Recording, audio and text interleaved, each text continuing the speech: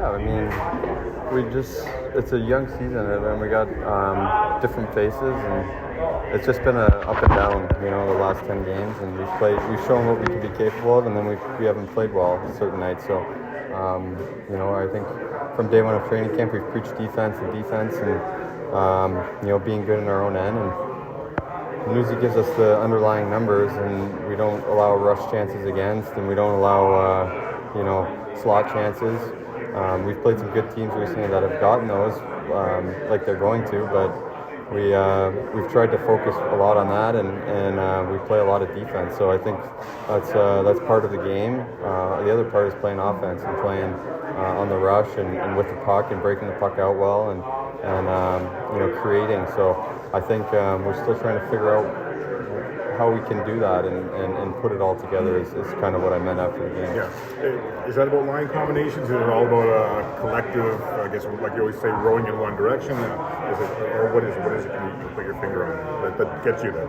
It's confidence, and it's guys wanting the puck on their stick, and guys feeling confident to make plays, and I think we have to build that, and we have guys that, like myself, guys that can do it, and guys that want the puck on their stick. So it's just confidence individually, confidence as a team, confidence when we walk into any building on any night. We have confidence that we're going to win that game.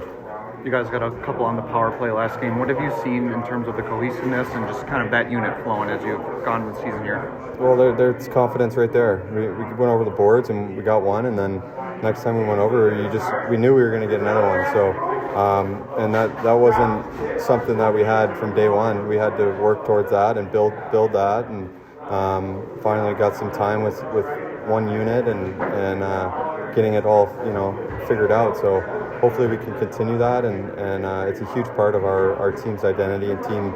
That then we can build off that. Like I said, you want to put it together for a full game, and when you do have breakdowns or lapses, not let it snowball like it did the other night, especially in the third, and keep building off that. How much have you thought about formations? I mean, is it like a carrot, kind of you're chasing it a little bit, a little bit of a motivation? I think you hear about it a little bit more lately. As the season starts, wasn't thinking about it too much. Now in like the last 3 to 5 days, you see commercials on it, media's asking about it, you start thinking about it a little bit more. I didn't even realize they named the team so quickly. So, there's a lot of good players, a lot of good American forwards, and we have a few on this team. So, we'll see how it all shakes out. After all you've been through, I mean, it would be kind of special probably, I would think, wouldn't it? Yeah, no, I've always enjoyed, representing USA, and USA hockey has been great to me and my family over the years, starting at the national program, heading up to playing in a couple Olympics and World Championships as well. So World Juniors was great. A lot of good memories with the USA sweater on. So it would be an honor to be on the team. Like I said, there's a lot of good forwards, so we'll see kind of what they decide and which way they want to go. But I think right now you kind of, especially to start the season, you think about your own team and how you're playing for your own team and how you can do your best there, and kind of see what happens with that if you're making the team. Well, last time, I mean, you won cups and everything, but playing for country, I mean, what kind of thrill is that and stuff? Yeah, I mean, I was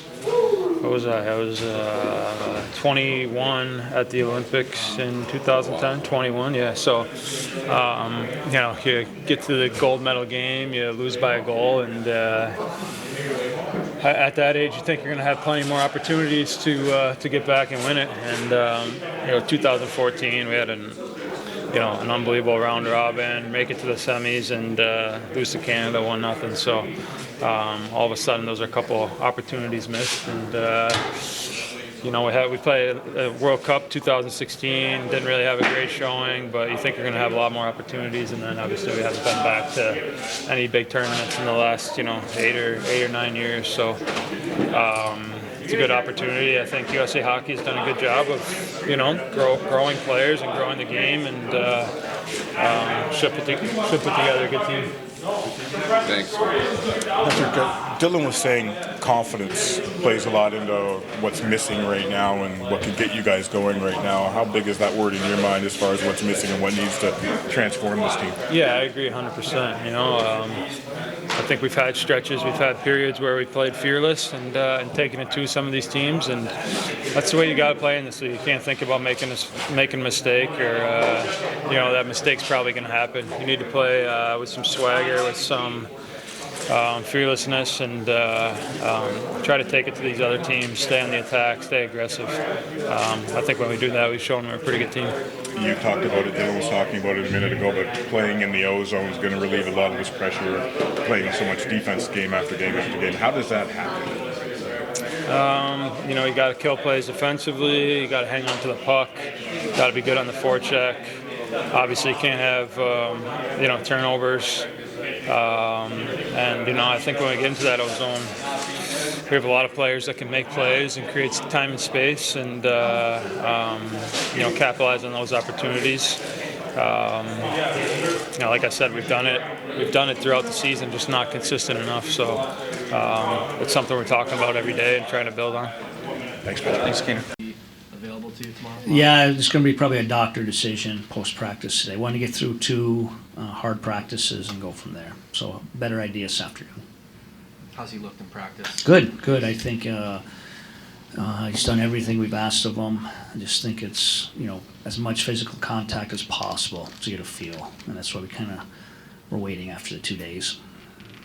It looks like Tarasenko probably might be. Yeah, no, good sign today. Obviously, Vlad was able to practice today.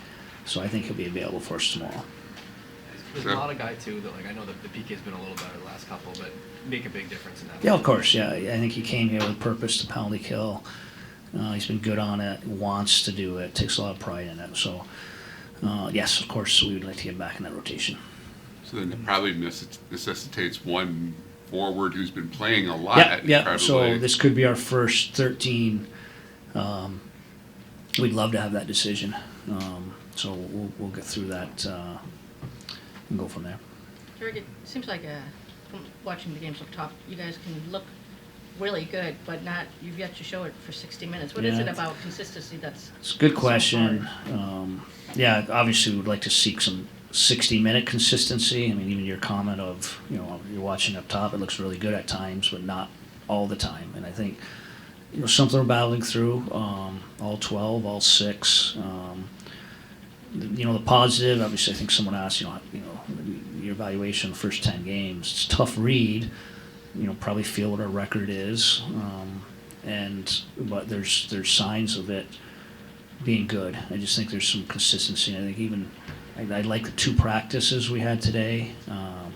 We had 4 on the week, and I think we're trying to replicate and try to get some reps at some of those inconsistencies. So hopefully we can start playing more consistent 60-minute games. You've mentioned not wanting to force things offensively and sort of take what's there, but are there also ways to intentionally feed the forecheck a bit more to make that? Yeah, it could be, of course. You always want to forecheck. What I mean by what's there is we're not going to forecheck just to forecheck. I mean, obviously, if you have time and space, if you've done your work out of your zone in the neutral zone and you can take a quality entry, have a purpose with your entry, we just don't want to rely on forecheck. But a lot of teams, they gap well. They take away the rush, and it has to be off a forecheck. And of course, you want to kind of feed that forecheck with good puck placement.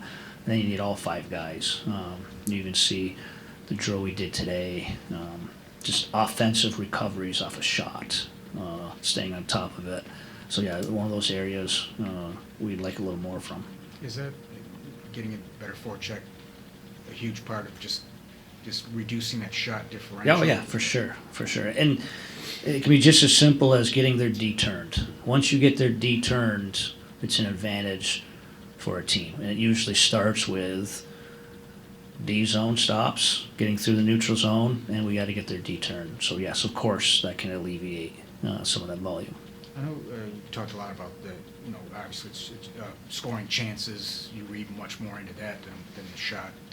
Yeah. But But do you see anything in that 7 straight games being outshot and being close to a -10 in shot differential? Do you read Yeah, anything no, into I that? think the volume, but I think we can get more pucks on that. And again, I do think the volume creates a trickle effect in that,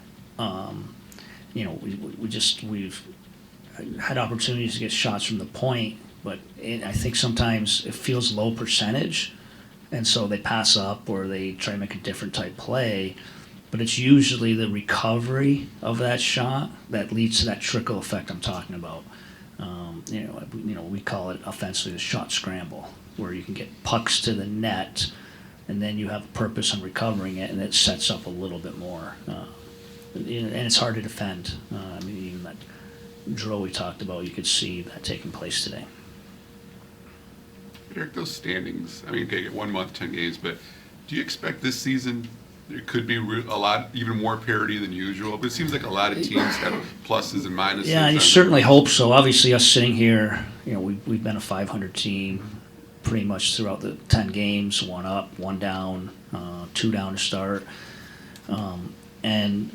Obviously you're worried about your team and concentrating on yourself internally, but you look around and the division's not gone anywhere. The conference hasn't gone anywhere. So I'm hoping and I'm expecting some of that parity. You saw a division 2, 3, 4 years ago where the 8 teams made the playoffs were 100-plus points. Last year, 91 was the number. So who knows what that number's going to be? Obviously, I think it's a positive feel for us to be staying in that fight right now. I think a little of that has to do with parity. What went into wanting to see Kane up on the Larkin to Brinkett line and switching? I just think a little bit that top 6 a little bit fluid. And just more maybe even a potential matchup going into tomorrow, what it looks like. And that Larkin, Kane to Brinkett line, it's had flashes of being really good, but then it's had flashes of just trading chances, which is obviously something we don't want to get into. So I think it's an opportunity. I do think all 3 like playing with each other. It's how much they can sustain a quality of play over trading chances. Larkin and Kane both talked about the importance of building confidence, and obviously end results build confidence, but Yep. where can you take from in-game confidence? And Yeah, building process, no doubt. Obviously, you don't feel good about your game down 3-0 to Winnipeg in the first. All of a sudden, it's 3-2. You feel good about your game. There's reality with confidence there, process, putting the puck in the net, and again, to Helene's comment, there's times this team looks great. And I think there's just momentum. It's seizing those momentum moments and taking back momentum when it's not there. Is Talbot starting tomorrow? Talbot will be in net tomorrow. Thanks, guys. Thanks, Jim.